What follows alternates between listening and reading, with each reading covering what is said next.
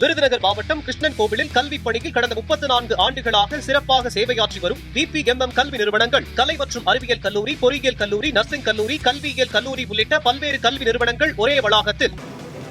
முக்கிய செய்தி: தலைமைச் செயலகத்தில் முதலமைச்சர் விஜயுடன் விசிக தலைவர் திருமாவளவன் சந்திப்பு. சென்னை தலைமைச் செயலகத்தில் முதலமைச்சர் விஜயுடன் விசிக தலைவர் திருமாவளவன் சந்திப்பு மேற்கொண்டிருக்கிறார்.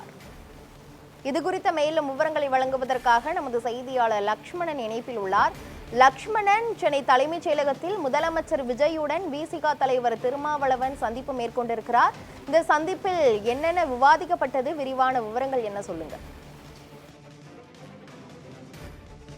உளுந்தூர்பேட்டையில் விசிகாவின் மாநாடு பொறுத்தவரைமே நேற்று நடைபெற்று முடிந்தது.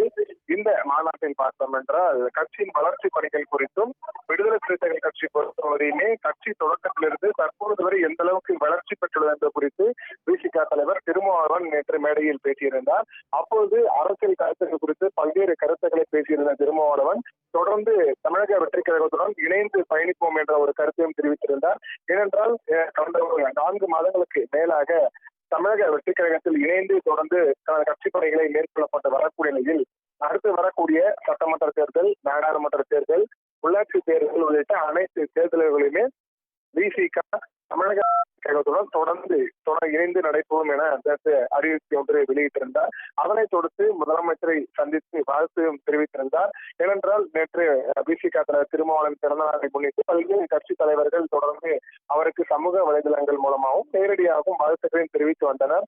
அந்த அடிப்படையில் முதலமைச்சருமே அவருக்கு சமூக வலைதளங்கள் மூலம் வாழ்த்துக்களை தெரிவித்து வந்த நிலையில் தற்போது பார்த்தோம் என்றால் தலைமையில் முதலமைச்சர் விஜய், விசிக தலைவர் திருமாவளவன் மற்றும் அமைச்சர் வன்னியரசு உள்ளிட்ட முக்கிய பிரதிநிதிகள் தற்போது சந்தித்து வாழ்த்துக்களையும் தெரிவித்து வருகின்றனர். ஏனென்றால் இந்த வாழ்த்துக்கள் பொறுத்தவரையுமே நேற்று நடைபெற்ற இந்த மாநாட்டில் அடுத்த கட்டமாக, அதாவது அடுத்து வர தேர்தலில் தொடர்ந்து தமிழக வெற்றி கழகத்துடன் இணைந்து விசிக செயல்படும் என்பது குறித்து அறிவிப்பை வெளியிட்டதற்கும், மேலும் தனக்கு பிறநாள் வாழ்த்துக்கள் தெரிவித்த முதலமைச்சருக்கு நன்றி தெரிவிக்கும் விதமாக இந்த சந்திப்பானது தற்போது தலைமைச் செயலகத்தில் நடைபெற்று என்பதும் குறிப்பிடத்தக்கது. ஏனென்றால் அடுத்த கட்ட நகர்வுகள், ஏனென்றால் அடுத்தடுத்து இடைத்தேர்தல் வர இருக்கிறது, உள்ளாட்சி தேர்தல் வர இருக்கிறது, நாடாளுமன்ற தேர்தல் வர இருக்கிறது. அந்த தேர்தலுக்கான தேர்தல் பணிகள் எந்த அளவுக்கு செயல்படுத்த வேண்டும் என்பது குறித்தும் கட்சியின் வளர்ச்சி பணிகள் குறித்தும் பேசுவதற்காகவும் இந்த சந்திப்பானது தொடர்ந்து நடைபெற்று வருவதாகவும், முதல் நன்றி தெரிவித்த பிறகு அடுத்த கட்டமாக இந்த பேச்சுவார்த்தை நடைபெறுவதற்கான வாய்ப்புகள் இருப்பதாகவும் கூறப்படுகிறது.